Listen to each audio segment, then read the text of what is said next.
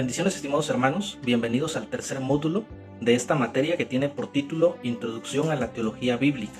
Estamos llevando este libro que tiene por título El Gran Panorama Divino de Vaughan Roberts, y ahora vamos a abordar y vamos a entrar de lleno al capítulo 2, que lleva por título El Reino Perdido. En este segundo capítulo tenemos por aquí, a partir de la página 36, tenemos algunos subtemas dentro de este capítulo. Por ejemplo, el primer subtema es la serpiente parlante. El segundo subtema se titula Un acto de rebelión. El tercer subtema se titula Relaciones quebrantadas.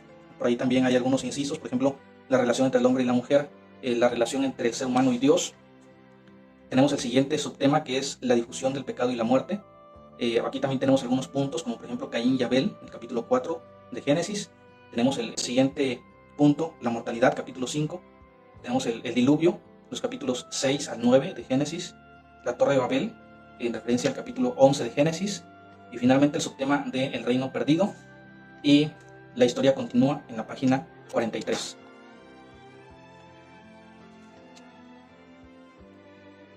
En el primer subtema, por ahí, hermanos, tengan a la mano ustedes su material bíblico, si lo tienen impreso o digital, para ir dando lectura también brevemente a lo que vamos a ir mencionando, y tengan a la mano también su Biblia, para que vayamos viendo algunos versículos también. Entonces, en el primer subtema, la serpiente parlante, tenemos algunos puntos muy importantes a valorar, y aquí solamente vamos a tocarlos de forma muy superficial, de manera somera. Por ejemplo, la identidad de la serpiente sería el primer punto relevante en lo que nos narra el autor de este libro, la identidad de la serpiente. Luego también tenemos que considerar si el texto es una fábula o cómo lo vamos nosotros a valorar, si es una fábula o lo vamos a interpretar de manera literal. Habla un poco acerca del dualismo metafísico. Lo voy a explicar enseguida qué es lo que significa esto. Y quiero tocar también de manera muy breve, otro punto muy importante, que es el origen del mal.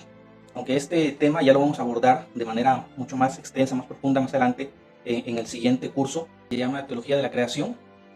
Ya vamos a entrar un poco más, de manera más profunda, en este punto acerca del origen del mal, y también vamos a considerar un poquito más lo que nos dice la Biblia acerca de este tema bastante interesante. Y en el primer subtema, donde dice una serpiente parlante, la página 36-37, otro punto a considerar es el acontecimiento real de Génesis, cómo lo valora el resto de la Biblia, si lo valora de una manera literal o de una manera alegórica. También lo menciona por ahí el autor. Bueno, por ahí el autor dice que esto de la literalidad del texto depende de cómo nosotros tomemos o pensemos el tipo de literatura de Génesis que el autor escribió. Es decir, si el autor escribió una literatura mitológica, como toman algunos, una literatura poética, unos tratan de verlo así, para alegorizar el texto en lugar de interpretarlo de manera literal. O vamos a ver si el autor de Génesis lo escribió desde una perspectiva histórica también. Entonces, bueno, ya entrando a lo que es el contenido de este capítulo 2, acerca de la identidad de la serpiente, dice el autor que Génesis capítulo 3, estamos en la Biblia en Génesis capítulo 3, nos narra cómo la creación perfecta se echó a perder, y pasa entonces, entra el pecado, y entra todo este proceso de mortandad, de detrimento en la creación, en todo lo natural, en lo moral, en lo espiritual también. Entonces vienen las consecuencias del pecado, no solamente consecuencias espirituales, sino además consecuencias morales y por consiguiente consecuencias naturales también. Dice por aquí el autor, la serpiente era el animal más astuto de todos los animales del campo que Dios el Señor había hecho. Así que le preguntó a la mujer, ¿es verdad que Dios les dijo que no comieran de ningún árbol del jardín? Bueno, en principio cuenta acerca de la identidad de la serpiente. El resto de la Biblia nos va a decir o a declarar que esta serpiente corresponde a Satanás, particularmente en Apocalipsis capítulo 12, versículos 9, y capítulo 20, versículo 2, le voy a dar lectura, usted puede verlo en su Biblia.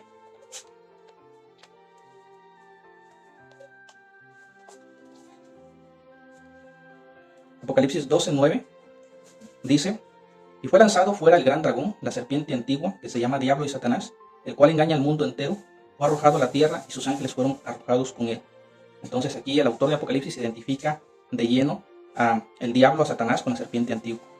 Entonces algunos se plantean, ya posteriormente vamos a ver en escatología propiamente lo que dice Apocalipsis, algunos se plantean si esta batalla es la que tuvo lugar antes, al principio de la creación, la caída de Lucifer, o si se refiere a otra batalla o una en el futuro. Bueno, eso no es asunto que nos competa en este momento, posteriormente vamos a ver ese detalle.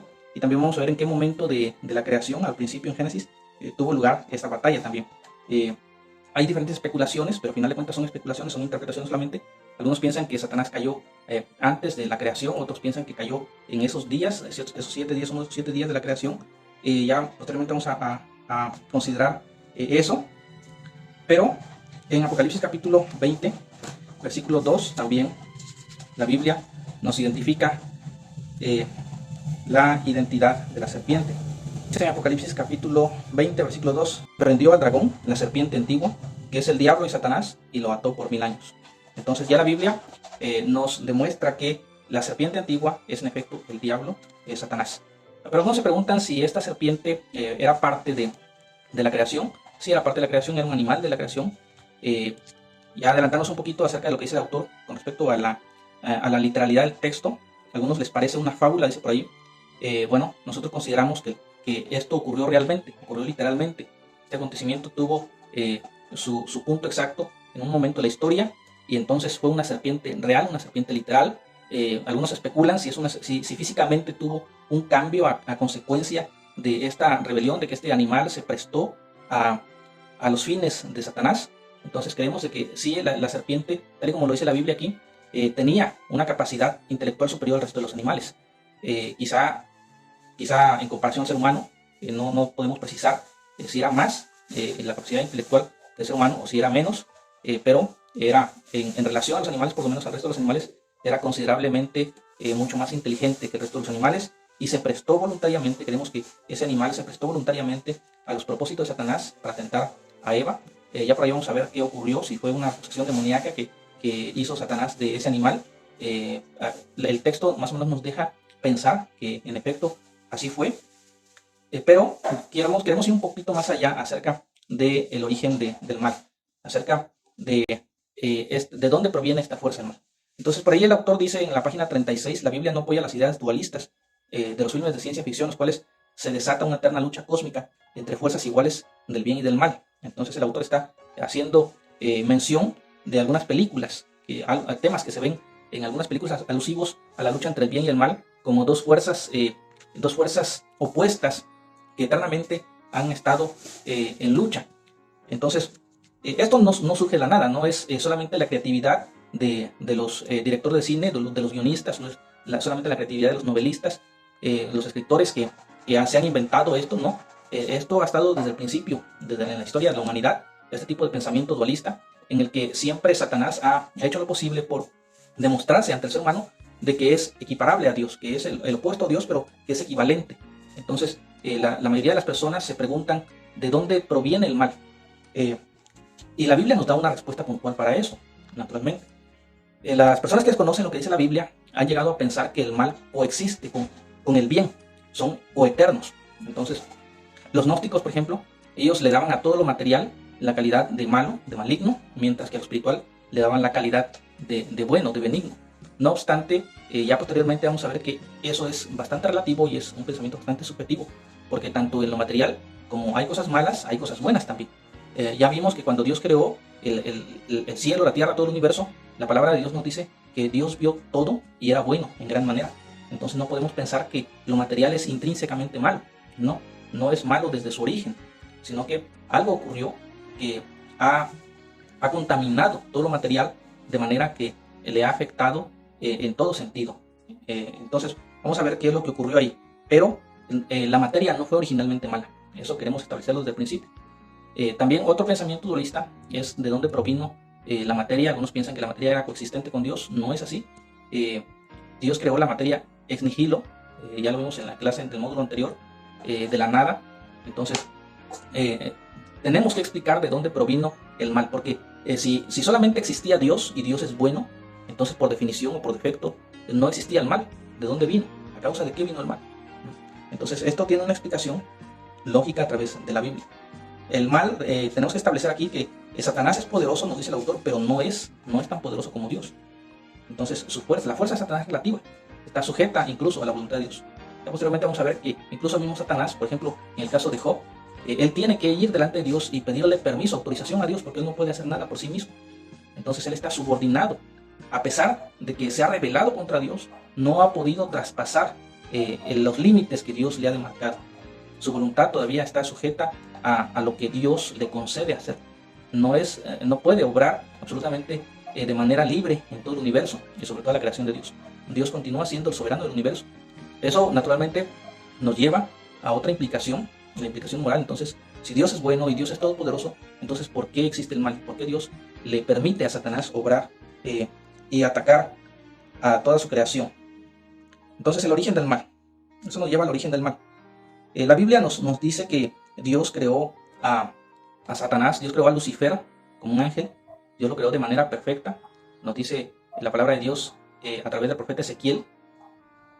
En Ezequiel, capítulo 28, versículo 13 en adelante, dice la palabra de Dios, dice: en Edén, en el huerto de Dios estuviste, de toda piedra preciosa era tu vestidura, de cornerina, topacio, jaspe, crisólito, berilo y ónice, de zafiro, carbunclo, esmeralda y oro. Los primordios de tus tamboriles y flautas estuvieron preparados para ti en el día de tu creación. Tu querubín grande y protector, yo te puse en el santo monte de Dios, allí estuviste en medio de las piedras de fuego, te paseabas. Perfecto eras en todos tus caminos, desde el día que fuiste creado hasta que se halló en ti maldad. Dice hasta el versículo 15. Entonces esto nos demuestra que Lucifer fue creado de manera íntegra, de manera perfecta, fue creado bueno, pero la maldad se originó en él. Entonces, para ver qué fue lo que causó esa maldad, nosotros tenemos que considerar el concepto de maldad. ¿Qué es maldad? Entonces hay una analogía con respecto a la maldad. La maldad es lo opuesto a la bondad, el mal es lo opuesto al bien. Entonces, por analogía, el bien está relacionado con la luz y lo contrario, lo opuesto a la luz, es la oscuridad. Entonces, si nosotros definimos, por ejemplo, qué es la oscuridad, no vamos a encontrar definición más perfecta que ausencia de luz. La oscuridad es ausencia de luz. Entonces, por analogía, la maldad es ausencia de bien. El mal es ausencia de bien. Entonces, no hay mejor definición para la maldad que ausencia de bien. Entonces, cuando nosotros decimos que Dios creó, según Ezequiel capítulo 28, versículos 13 al 15, Dios creó a Lucifer de manera perfecta, de manera íntegra, significa que Dios lo creó bueno, Dios lo creó perfecto, Dios lo creó entero, pero algo ocurrió en él, algo ocurrió en su mente, algo ocurrió en su corazón. Dios creó a Lucifer íntegro, Dios lo creó perfecto, significa que Dios lo creó entero. Entonces a Lucifer no le hacía falta nada moralmente ni espiritualmente, él era íntegro. Entonces cuando surge el mal en él, ocurre algo, ocurre una deficiencia en su mente, en su corazón, algo se transforma, algo cambia en él.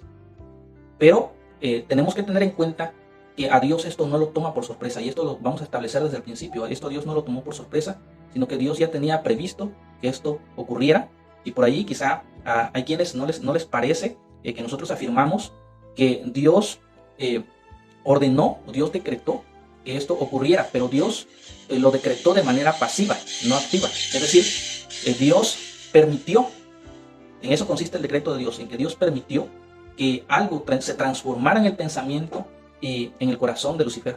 Además, no Dios lo motivó, Dios no lo llevó a cabo de manera activa en su corazón y en la mente de Lucifer. Entonces, no fue él el que movió, no fue Dios el que movió, el que transformó su corazón y su mente de Lucifer de manera negativa, sino que Dios le concedió algo bueno a él, y esto es la libertad. Este es el famoso libre albedrío que todo el mundo menciona. Entonces, este libre albedrío, que Agustín de Hipona posteriormente lo va a redefinir como libertad regia, es decir, la libertad más expresa, más completa, más definitiva. Esta libertad Lucifer la utilizó para quitar su vista de Dios y ponerla en sí mismo. Esto me trae a la mente la ocasión cuando el Señor Jesucristo iba caminando en el mar de Galilea, mientras que los discípulos estaban en la barca en medio de una tormenta en la noche. Entonces, cuando Pedro lo vio caminar, lo vio dirigirse hacia ellos, y se espantaron todos los discípulos porque pensaban que era un fantasma. Entonces Pedro pidió, cuando Cristo les habló, él pidió que si era verdaderamente Cristo, le pidió que le concediera caminar sobre el agua y dirigirse hacia él.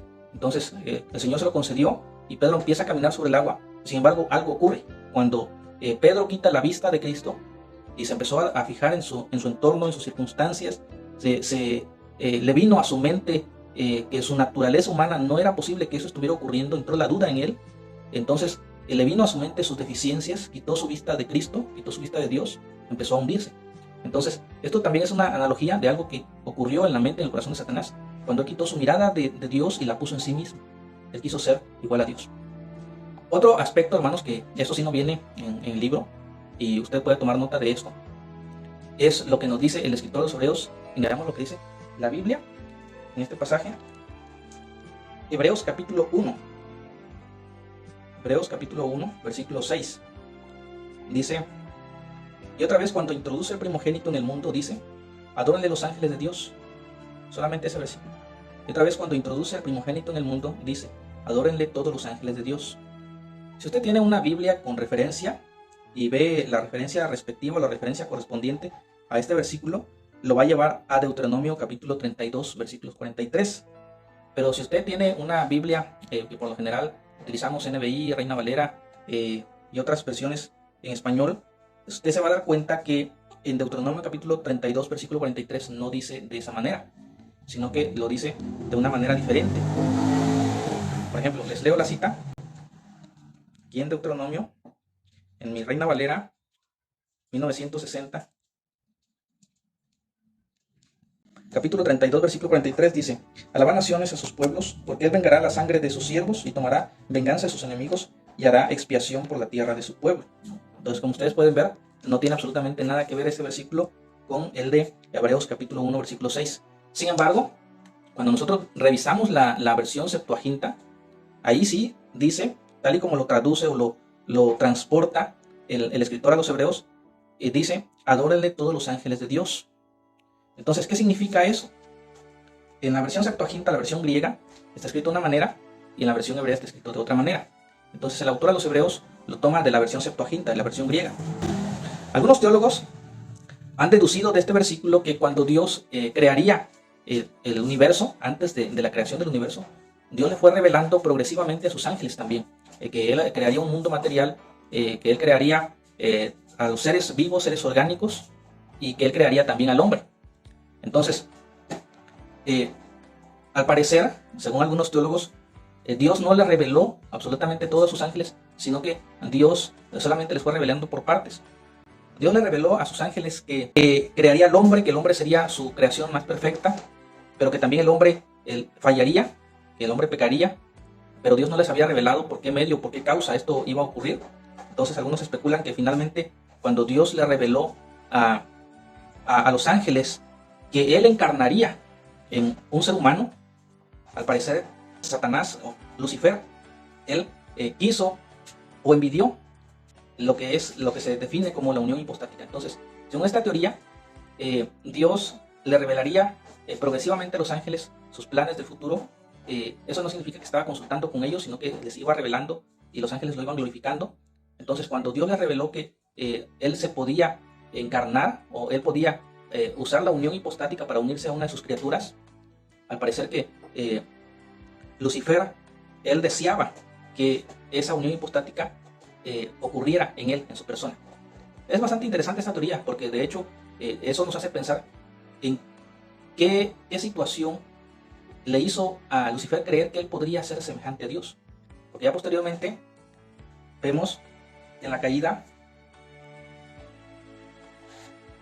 en Ezequiel capítulo 28, versículos 13 al 19, bueno, ya leímos unos versículos así, ya leímos del 13 al 15, más adelante dice, a causa de la multitud de tus contrataciones fuiste lleno de iniquidad y pecaste. Dice también, se enalteció tu corazón, a causa de tu hermosura corrompiste tu sabiduría, a causa de tu esplendor.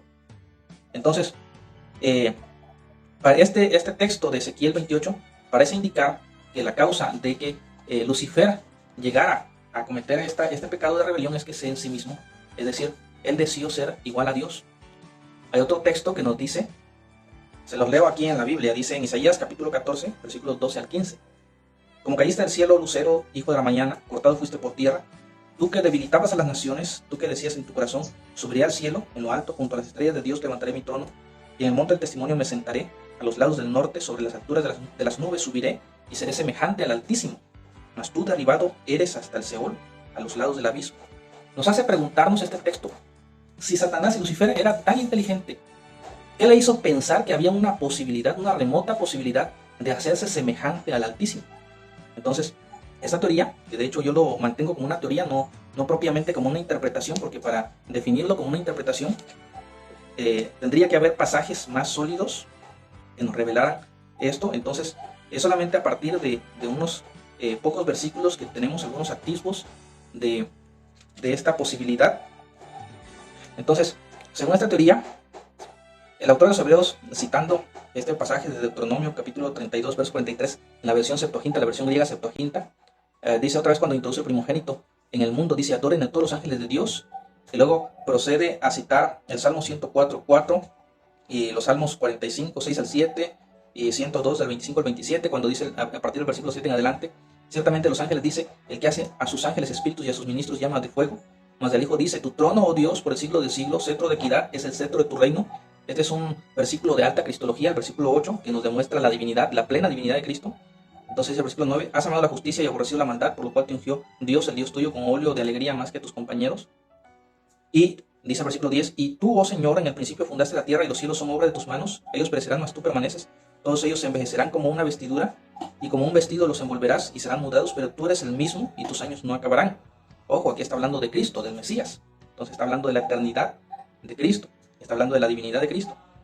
Entonces, según esta teoría, esto demuestra que Dios, incluso en el versículo 5 del capítulo 1, hace una pregunta retórica, una pregunta capciosa al autor de los Hebreos. Dice: porque ¿cuál de los ángeles dijo Dios jamás, mi hijo eres tú, y yo te he engendrado hoy, y otra vez yo sería el padre, y él me será a mi hijo? ¿A cuál de los ángeles dijo Dios esto? Que él sería el Mesías, que él sería la encarnación de Dios. La respuesta lógica es a ninguno de los ángeles. Dios les dijo de esta manera. Y por eso en los siguientes versículos, el autor de los Hebreos despliega esta comparación de la naturaleza angélica en comparación con el Mesías, con la encarnación del Mesías. Cuando Dios introduce al Mesías en el mundo, dice: adórenle todos los ángeles de Dios. Pero por lo visto, algunos ángeles, cuando recibieron esta revelación de que Dios encarnaría en un hombre, una criatura que según Génesis capítulo 3 caería, que ya sería deficiente, pero Dios estaba dispuesto a encarnarse en un hombre para redimir a toda la humanidad. Entonces, al parecer, esto no le agradó a Lucifer, de manera que él se rehusó a darle la gloria al Mesías juntamente con los demás ángeles. Cuando Dios les da esta orden: adórenle todos los ángeles de Dios, es evidente que Lucifer dijo no. Entonces esa fue la respuesta, porque él ya se había ensimismado, él quería hacerse semejante al Altísimo, él quería recibir en él la unión hipostática. Él pensaba que él era la criatura perfecta, la criatura ideal para que Dios se encarnara en su persona. Entonces para Lucifer era algo verdaderamente humillante, como el creador, como el Dios del universo se quería encarnar en una criatura tan frágil, tan falible, en una criatura que pecaría. Entonces esa es la razón por la cual sostiene esta teoría que Lucifer se rebeló. Entonces no podemos nosotros justificar de alguna manera, nadie puede justificar de alguna manera a Lucifer, decir: pobrecito Lucifer, se sintió traicionado, él era el ideal o algo por decirlo. De ninguna manera. Dios es el absoluto soberano de todo el universo. Entonces Dios tiene derecho sobre toda su creación de hacer con su creación lo que quiera. Esto me trae a la mente como cuando los hijos se pelean por una herencia. Entonces suele ocurrir estas discusiones fuertes en las que cada uno de los hijos quiere su parte que le corresponde y siempre están interesados en la mejor parte de la herencia. Sin embargo, ellos no trabajaron por esa herencia, ellos no sufrieron para obtener lo que sus padres les van a heredar, les van a legar. Entonces es ilógico realmente que ver a estas partes que no trabajaron por ello, que no tienen ningún derecho a ello, pelearse por algo que ellos realmente nunca hicieron y se les está dando. Sus padres están pensando en ellos, en dárselos de gratis, ahí sí, de gracia, literalmente eso es lo que es gracia. Pero ellos piensan que merecen recibir lo mejor. Cada uno piensa que merece recibir lo mejor, cuando en realidad no es así. Entonces es más o menos esta la idea luzbélica, la idea de Lucifer, de que él era el que merecía recibir la unión hipostática y que Dios lo dignificara haciéndolo también Dios. Bueno, continuando ahora con lo que nos dice el material. Entonces hemos establecido por aquí, así de manera muy somera, lo que es el origen del mal, cómo se origina el mal en el corazón de Lucifer. Ahora vamos a responder a la siguiente pregunta: ¿cómo se supone que debemos entender Génesis 3? ¿El relato de la caída es un mito o en realidad sucedió? No, por ahí el autor nos dice más adelante: eso depende de lo que pensemos, del tipo de literatura que el autor escribió. Sin embargo, bueno, él plantea ahí su opinión. Su opinión es de que dice: Génesis describe un acontecimiento verdadero, pero utiliza cierto simbolismo, y sí, en efecto así es. Esto personalmente yo lo propongo como algo más que la opinión personal, tanto del autor o de un servidor o de diferentes intérpretes. Aquí personalmente soy más dogmático, por así decirlo, en este punto de la literalidad de Génesis. ¿Por qué razón? Porque el resto de la Biblia, tal y como lo marca en la página 37, el resto de la Biblia lo asume como un proceso real. En Romanos capítulo 5, versículos 12 al 19, nos dice en el versículo 12 que el pecado entró al mundo por un hombre. Veamos lo que nos dice en Romanos capítulo 5, versículo 12, nada más vamos a leer.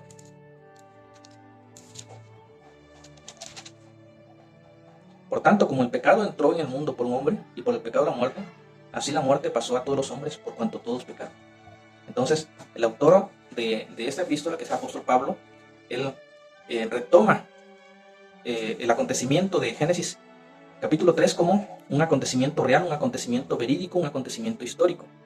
Ahí vamos a ver otros autores, como por ejemplo Samuel Waldron, que él en su libro sobre la creación, no recuerdo en este momento el título de su libro, él propone de que Adán y Eva sí fueron personas reales, personas que existieron literalmente, pero él también plantea la posibilidad de la evolución. Entonces dicen, Adán y Eva eran los representantes de toda la humanidad, pero no eran los únicos seres humanos, sino que habían miles, ya millones de seres humanos que habían evolucionado desde el simio, desde los homos, los neandertales y toda esta secuencia, esta cadena evolutiva, dice Samuel Waldron, y en su momento Dios había construido o plantado el jardín del Edén y había puesto a Adán y a Eva ahí como seres humanos reales, pero ellos también venían de la evolución, uno de los primeros seres humanos que existían sobre la faz de la Tierra. Eso tiene problemas muy serios, ese tipo de interpretación. Ya en su momento vamos a ver cuáles son esos problemas muy serios que traen este tipo de interpretación. Entonces, naturalmente, él ahí plantea la idea federal de la caída. Dice, Adán y Eva eran solamente la representación. Sí, es cierto, nosotros consideramos que Adán y Eva eran la representación de todo el género humano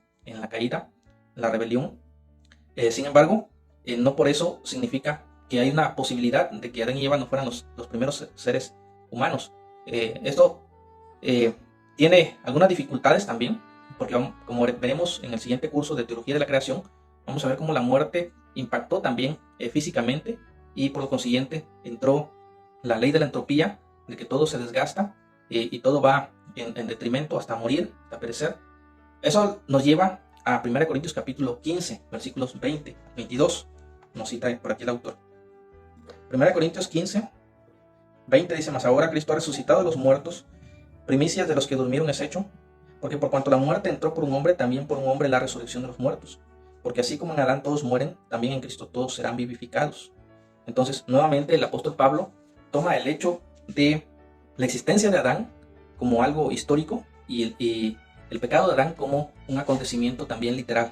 Entonces, nosotros podemos llegar a la conclusión de que la Biblia sí nos da suficientes bases, suficientes motivos para creer en la literalidad de Génesis, en la literalidad del texto, y que estos fueron acontecimientos verdaderos, pero que en efecto tenían ciertos simbolismos también. Por ejemplo, el árbol de la vida o el árbol de la ciencia del bien y del mal. Ya posteriormente en Teología de la Creación vamos a ahondar un poquito más en esos temas, qué era lo que simbolizaba cada uno de esos árboles, qué era lo que implicaba la desobediencia. Les voy a dar un pequeño adelanto de esto.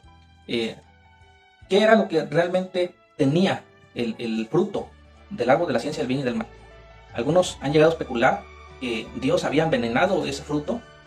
Ya posteriormente una tradición latina muy tardía, a partir del siglo II me parece en adelante, menciona por una etimología latina e inglesa, transforma la palabra mal en manzana, y de ahí es que ellos deducen de que era una manzana, pero definitivamente la Biblia no nos dice qué tipo de fruto era, y es realmente irrelevante para el estudio de nuestro tema. El punto es de que ese fruto era literal, sí era literal, pero también simbolizaba algo, representaba algo. Algunos piensan de que Dios había envenenado o puesto algo en ese fruto, de manera que eso fue lo que le causó la muerte a Adán. Pero eso nos trae un problema, que estaríamos nosotros acusando a Dios de haber puesto el mal. Entonces, ya teniendo una definición previa de lo que significa el mal es la deficiencia o la ausencia del bien. Entonces, el mal no puede proceder de Dios de ninguna manera. Realmente, en el jardín del Edén, en el huerto del Edén, el ser humano, Adán, él era la cumbre de la creación, y solamente Dios estaba por encima de Adán. Entonces, Adán tenía absolutamente libertad, pero hay quien ha dicho que para que haya una verdadera libertad tienen que haber reglas. Entonces no puede haber libertad sin reglas. Eso significa o implica que Adán necesitaba al menos una regla, un mandamiento, para que él supiera que era libre, pero no era autónomo. Entonces, eso es lo que la Biblia nos dice al respecto de esto. Adán no era autónomo, necesitaba una sola regla, y esa sola regla consistía en que no comiera del árbol de la ciencia del bien y del mal.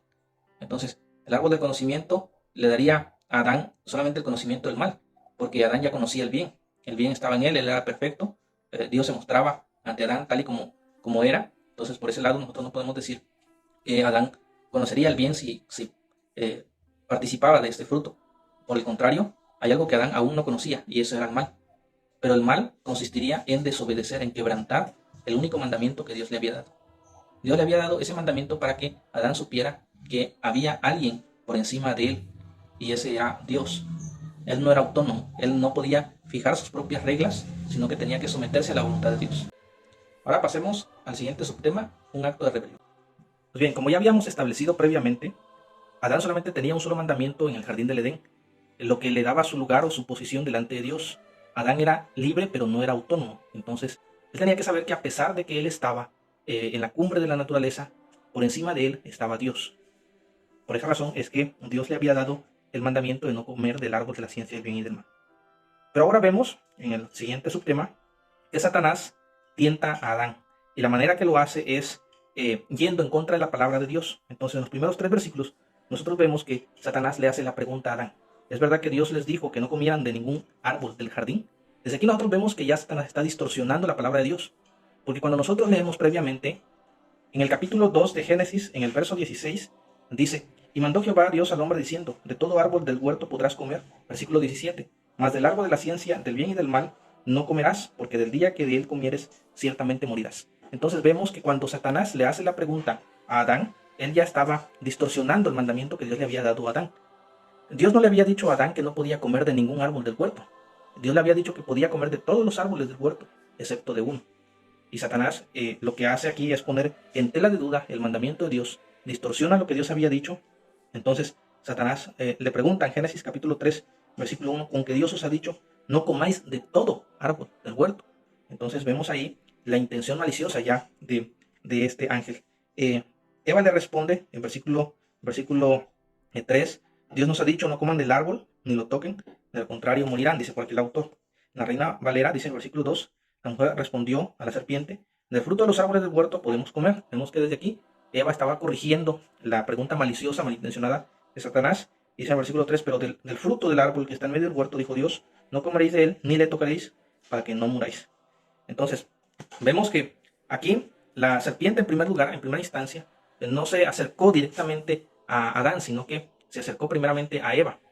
Por esa razón es que el apóstol Pablo dice en su primera carta a Timoteo, en el capítulo 2, versículo 13, porque Adán fue formado primero, después Eva, y Adán no fue engañado, sino que la mujer, siendo engañada, incurrió en transgresión. Entonces la mujer fue engañada en primera instancia.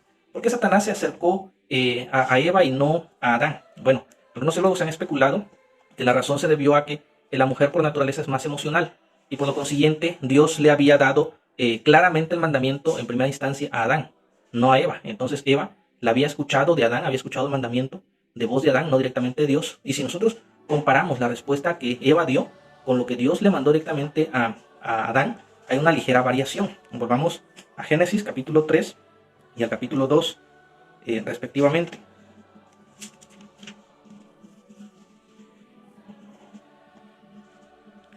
Eva le responde a la serpiente, versículo 2, capítulo 3, del fruto de los árboles del huerto podemos comer, pero del fruto que está en medio del huerto, dijo Dios, no comeréis de él, ni le tocaréis. Bueno, nosotros vemos en el capítulo 2, el versículo 16 y 17, que Dios le dijo a Adán, de todo árbol del huerto podrás comer, mas del árbol de la ciencia del bien y del mal no comerás. No vemos que Dios haya prohibido tocar el fruto. Es muy probable, si nosotros lo queremos ver así, que Adán le haya dicho a Eva, con tal de que ni siquiera se viera tentada, se acercara, Adán hubiera aumentado un poquito más el mandamiento, le hubiera dicho, ni lo toquéis. Entonces es probable que por esa razón Eva dijo que Dios había dicho que ni siquiera debía ser tocado el fruto, pero ya vemos nosotros por ahí una ligera variación. Entonces Satanás se aprovecha de esto y continúa, persiste en la tentación a la mujer hacia el versículo 4, cuando le dice a la mujer, no es cierto, no van a morir. Aquí se lo estoy leyendo en la versión, en la página 37 del libro, en capítulo 2, el reino perdido. Entonces, Satanás le dice a la mujer, no moriréis. Y si nosotros lo analizamos, parecía que no fue una mentira, porque de hecho era una verdad a medias. A lo que Satanás se refería ahí es que no morirían inmediatamente. Y eso lo comprobó, o lo comprobaron ambos, Adán y Eva, al incurrir en la desobediencia, y ellos se dieron cuenta que en efecto no murieron inmediatamente. Pero era una verdad a medias, porque lo que Satanás nos les dijo es de que sí habría una muerte espiritual, y desde aquí vamos a establecer la definición etimológica de lo que es muerte. Muerte significa separación. Entonces vamos a encontrar en la Biblia, a través de toda la Biblia, tres tipos de muerte: la muerte espiritual, la muerte física y la muerte eterna. Entonces, en este capítulo 3 de Génesis, vemos que el hombre incurrió en la muerte espiritual. Entonces, una separación, pero no una separación física, no una separación de su espíritu con su cuerpo. Esa es una muerte física, sino que una separación entre él y Dios. ¿Por qué razón? Porque él incurrió en la desobediencia, en la transgresión. Entonces, él se separó ahí de Dios. Entonces, sí hubo una muerte en ese momento, de manera inmediata. Y a raíz de eso vendría una muerte también física, y entraría la ley de la entropía, de que todo se desgasta en la naturaleza hasta el punto de la muerte. Entonces, Satanás ocultó esta realidad a Eva para tentarla cuando le dijo, no moriréis. Y el versículo 5 es bastante interesante, porque además de esto, Satanás añadió algo más a su mentira, y le dice, ¿sabe Dios que cuando ustedes coman del árbol se les abrirán los ojos y llegarán a ser como Dios, conocedores del bien y del mal? Entonces, igual esto incluye una verdad a medias. En efecto, ellos llegarían a ser conocedores del bien y del mal, pero aquí Satanás estaba introduciendo ese elemento de ser iguales a Dios, es decir, de ser equivalentes, equiparables a Dios. Aquí Satanás estaba mintiendo, porque naturalmente Adán y Eva no vendrían a ser equitativos a Dios, porque ellos no iban a tener los mismos atributos naturales, los mismos atributos ontológicos y los mismos atributos morales que Dios tenía. No lo iban a adquirir al momento de consumir el fruto, sino que Satanás estaba reduciendo la divinidad tan solo a ser conocedores del bien y del mal. Entonces aquí vemos que Satanás estaba llevando por el camino, por su propio camino, a Adán y a Eva. La intención que él había tenido en su corazón de ser igual a Dios, ahora él la estaba inculcando en la mente y en el corazón de los seres humanos. Entonces pasamos a lo que nos dice el versículo 6. La mujer vio que el fruto era codiciable a los ojos para tener ese conocimiento del bien y del mal, y como ya dijimos con antelación, ellos ya conocían el bien, el mal no lo conocían, pero lo vendrían a conocer por su propia experiencia en base a su desobediencia a Dios. Entonces el mal no era un conocimiento básico, no era algo elemental que ellos requerían saber. Por el contrario, era una deficiencia en la que ellos incurrirían al desobedecer. Entonces dice el versículo 6 que la mujer tomó y comió del fruto, agarró el fruto, lo comió y también le dio a su esposo. Y aquí es donde viene la culpabilidad de Adán, porque Adán en ese momento, en lugar de corregir la acción de Eva, él también comió del fruto y participó con esto del pecado. Aquí los gnósticos han tratado de alegorizar de que el fruto era un eufemismo para referirse a las relaciones maritales. Sin embargo, eso es bastante falso. ¿Por qué razón? Porque nosotros vemos que desde el 1.26, cuando Dios había creado al hombre y a la mujer conforme a su imagen y semejanza, Dios los había bendecido y les había dicho que fructificaran, que se multiplicaran. Entonces no aplica ahí las relaciones maritales para definir metafóricamente al fruto, sino que consideramos que el fruto era literal, era una fruta literalmente, pero tenía un símbolo, tenía un significado, estaba representando a la ley de Dios, estaba representando al mandamiento. Es como cuando nosotros vemos en la carretera las señales de tránsito y de repente vemos un alto total y vemos la señal de tránsito de la mano. Entonces tenemos que detenernos en la carretera. Es una metáfora, es una comparación de cómo también Dios había puesto ese elemento simbólico en el jardín del Edén, pero era literalmente un fruto. Así como nosotros decimos, bueno, pues tanto como puede haber un agente de vialidad o de tránsito, un policía en la calle que haga esa seña literalmente con su mano, puede ser también un letrero, pero el letrero es literal. Y aunque la mano esté dibujada ahí, el letrero está físico, es literal, pero está simbolizando algo, está simbolizando a esa ley. Entonces ese reglamento se tiene que cumplir. De esa misma manera nosotros afirmamos que el fruto del árbol de la ciencia del bien y del mal era algo literal y estaba simbolizando ahí la regla, el mandamiento que Dios le había puesto a Adán para que él supiera que no era autónomo. Ahora, una vez que Adán comió, ocurre algo bastante trágico. Ocurre lo que nos dice Romanos 5:12.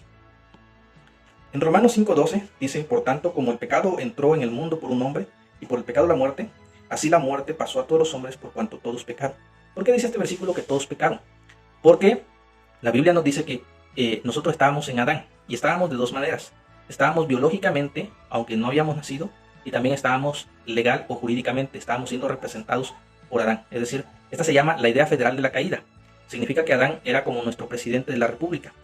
Siempre presento esta analogía para explicar un poco la caída, la idea federal de la caída, de que es como un presidente que pide a nombre de su nación un préstamo a un banco en el extranjero. Entonces, el banco del extranjero posteriormente no le va a cobrar al presidente de la república o al presidente de ese país, no le va a cobrar de manera personal, sino que le va a cobrar a toda la nación, porque ese presidente adquirió ese préstamo no a nombre suyo, no a su propio nombre, sino que lo adquirió a nombre de toda la nación. Entonces, de la misma manera, es la idea federal de la caída que Adán nos estaba representando. Y si cualquiera quiere poner una objeción y decir, pero ¿por qué por lo menos nosotros a un presidente de la república o del país, nosotros lo elegimos, así que depositamos en él nuestra confianza, por lo tanto le legamos cierta responsabilidad nuestra a él, de que él tome las decisiones por nosotros? Pero en el caso de Adán, nosotros no lo elegimos. Y es cierto, nosotros no elegimos a Adán. Dios lo eligió en nuestro lugar y Dios lo puso en nuestra representación. Pero si nosotros, siendo seres humanos falibles, tenemos confianza en nuestra propia elección, nuestra propia decisión, cuanto más Dios, que es perfecto, nosotros tenemos que depositar mayor confianza en la decisión de Dios. El profeta Isaías le dice que cuanto son más altos los cielos que la tierra, son mis pensamientos más altos que vuestros pensamientos. Entonces, definitivamente, en cuestión de mentalidad y en cuestión de decisiones, toma de decisiones, siempre va a ser mucho mejor y mucho más preferible la decisión de Dios en lugar de la nuestra. Entonces, no podemos nosotros justificarnos. Y luego tenemos también que considerar que Adán, siendo un hombre que había sido creado íntegro, perfecto, no había mejor candidato que él, aunque por defecto era el único. Pero si nosotros decimos, si cualquiera de nosotros pudiera decir yo lo hubiera hecho mejor, eso sería una total mentira, porque no lo habríamos hecho de mejor manera. Ya siendo nosotros pecadores, habríamos nosotros incurrido de una peor manera en el mismo error. Y bueno, ya para ir concluyendo con este video correspondiente a este módulo, vamos a ver ahí en la página 38 las relaciones quebrantadas. Bueno, ya establecimos que en primer lugar la primera relación quebrantada fue entre el hombre y Dios. Aunque aquí aparece en la página 39, también en la página 38 se nos menciona que la relación entre el hombre y la mujer fue quebrantada, y también la relación entre el ser humano y la creación. Entre el hombre y la mujer, la relación llegaría a ser conflictiva a raíz de este pecado, porque había entrado por concesión de la mujer. Entonces la mujer, nos dice la Biblia en el versículo 16 de Génesis capítulo 3, que estamos analizando, que trataría de enseñorearse sobre su marido, y por lo consiguiente el marido terminaría enseñoreándose sobre ella. Asimismo, nos dice el versículo 7 que la intimidad también entre ellos había desaparecido, esa confianza, y por lo consiguiente esto traería muchos problemas, se derivarían a partir de ello. Así que la mujer ya no se sometería voluntariamente al liderazgo de su esposo, sino que ella trataría a partir de aquí de llevar el liderazgo. Ya por eso vamos a ver que esta forma de feminismo, por así decirlo, es lo que va a tener mayor preponderancia y va a perdurar a través del paganismo. En el paganismo vamos a ver que a través de toda la historia, incluso el periodo antediluviano, sobre todo en las civilizaciones paganas, como por ejemplo los asirios, los sirios, los cananeos, todas estas civilizaciones que no eran semitas, no eran descendientes de Abraham, todos ellos tuvieron sacerdotisas. Siempre la idolatría estuvo muy ligado hacia el oficio femenino en el sacerdocio pagano. La relación también que sería quebrantada entre el ser humano y la creación también acarrearía muchos problemas. Una consecuencia de esto es que la tierra sería maldita por causa del ser humano, y entonces ya no le produciría el fruto a Adán, al ser humano, al hombre. El hombre tendría que trabajar mucho más para producir menos. Entonces, a partir de aquí es que si nosotros ya establecimos previamente que originalmente el trabajo era una bendición, a partir de aquí, y solamente por causa del pecado, el trabajo llegó a constituirse una maldición para el hombre. Y es lo que vemos en la condición humana caída, en la condición humana impía. Ellos están bajo la maldición. El trabajo, por lo consiguiente, va a ser algo difícil para el que no tiene a Dios, no tiene a Cristo en su corazón. La relación entre ser humano y Dios también fue quebrantado. Esto ya lo vimos. Y a partir de aquí se difundió el pecado, se difundió la muerte también como consecuencia, lo que nos dice Romanos 5:12. En el capítulo 4, ustedes van a leer ahí en sus páginas 40 y 41, Van a leer bajo los encabezados Caín y Abel, capítulo 4, la mortalidad, capítulo 5, el diluvio, capítulo 6 al 9, y la torre de Babel, capítulo 11. Vamos a ver ahí cómo se propagó el pecado y la mortalidad a causa de este acontecimiento en Génesis capítulo 3. Ya conocemos todos la historia de Caín y Abel en el capítulo 4 de Génesis, cómo Abel mató a su hermano. Dios mediante, en el siguiente curso vamos a estar ahondando mucho más en esta sección del periodo antediluviano. Y algo que quiero destacar es en el capítulo 5, acerca de la mortalidad. Porque si bien en Génesis capítulo 1, versículo 28, nos dice por aquí el autor citando Génesis, Dios había bendecido al ser humano, les había dicho que fueran fructíferos y se multiplicaran. Ahora, cuando Dios había creado, según Génesis 1:26, había creado Dios al hombre a su imagen y a su semejanza. Ahora, en los 3 primeros versículos de Génesis capítulo 5, encontramos que Adán tuvo a su tercer hijo, a Set.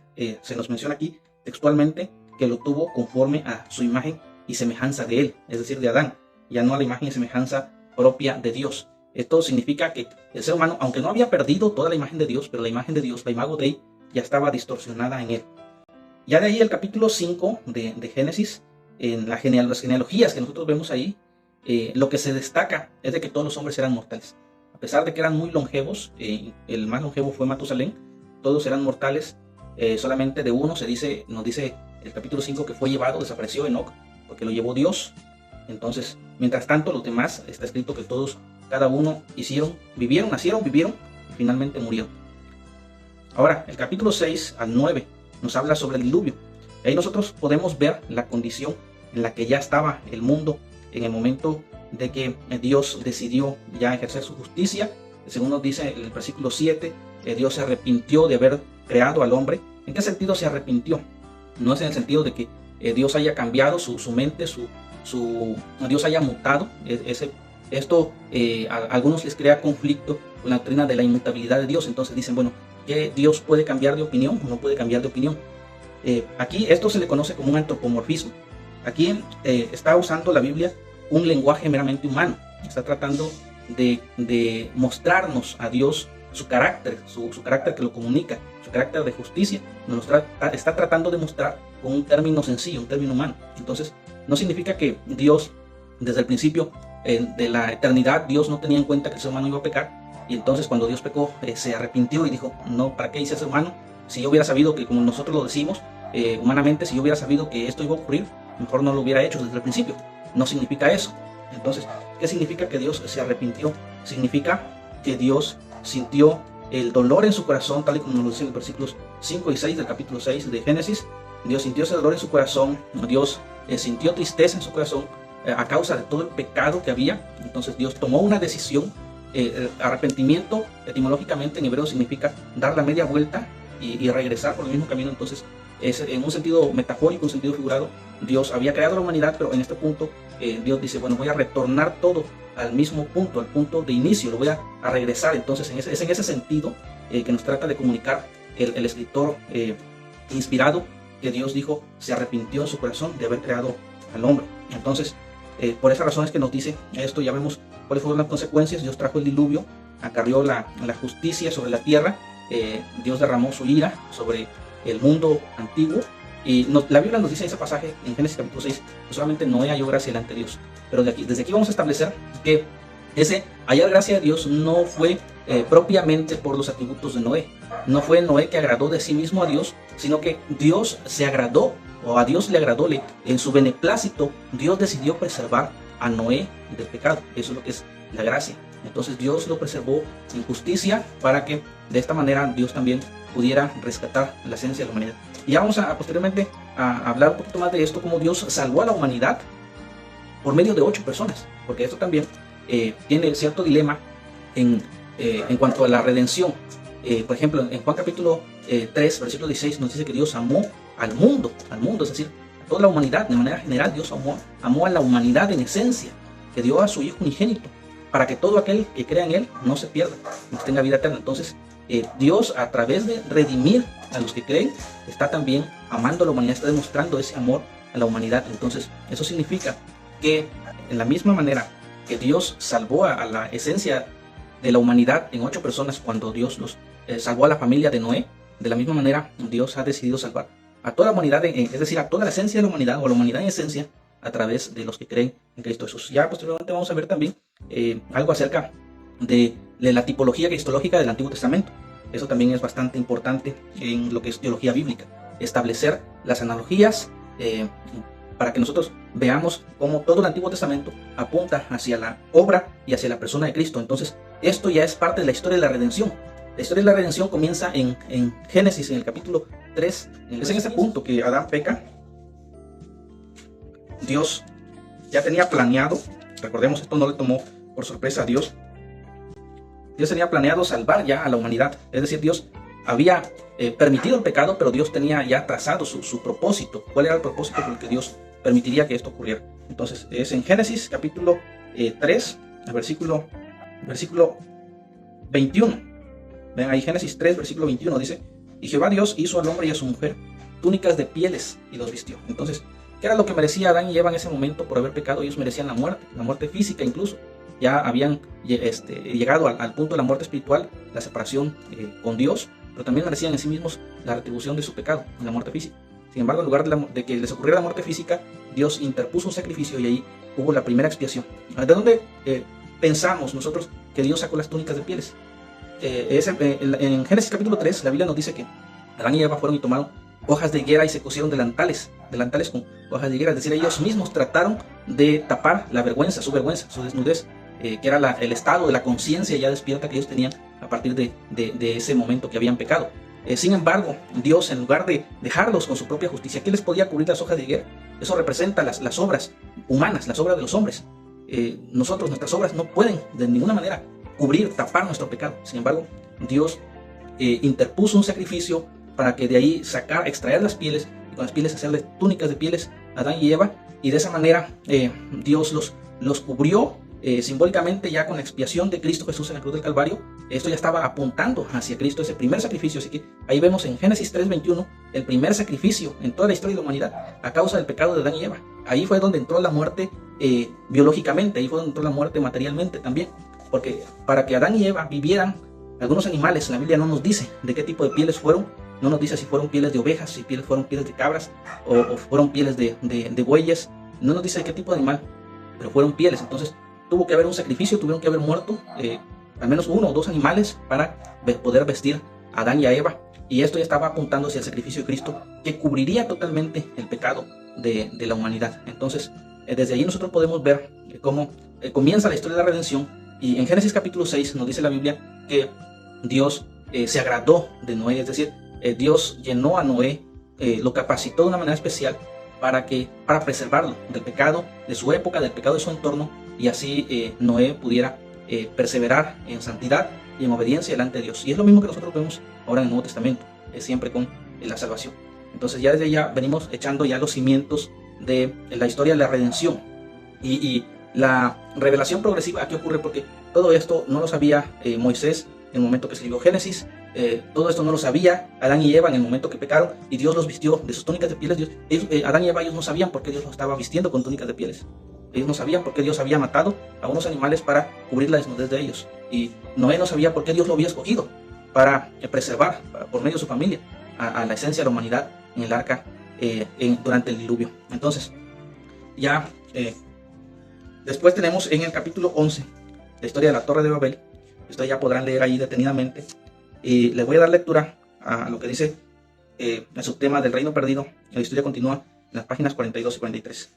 La perfecta creación establecida por Dios ahora es solo un sueño lejano. El patrón del reino se destruyó con el pecado por la naturaleza de los seres humanos. No somos más el pueblo de Dios y nos hemos apartado de su presencia. No vivimos más en su tierra, pues hemos sido expulsados del jardín. Rechazamos su gobierno y vivimos como si nosotros gobernáramos el mundo. Dios sigue reinando, pero lo hace ejerciendo su juicio y por ello no disfrutamos más de su bendición. Por el contrario, encaramos su maldición. Todo esto es muy triste. La rebelión humana destruyó un mundo perfecto. La historia continúa. La Biblia pudo haber terminado aquí. No había razón para que Dios hiciera algo para ayudarnos, pero Él es un Dios lleno de gracia que ha determinado reordenar las cosas y restaurar su reino en la tierra. Por supuesto, Él sigue reinando y nada puede cambiar eso. Él es Dios soberano que tiene el control de todo, aun cuando la gente lo desobedezca. Él desea levantar otra vez un pueblo que por voluntad propia se someta a sus mandatos.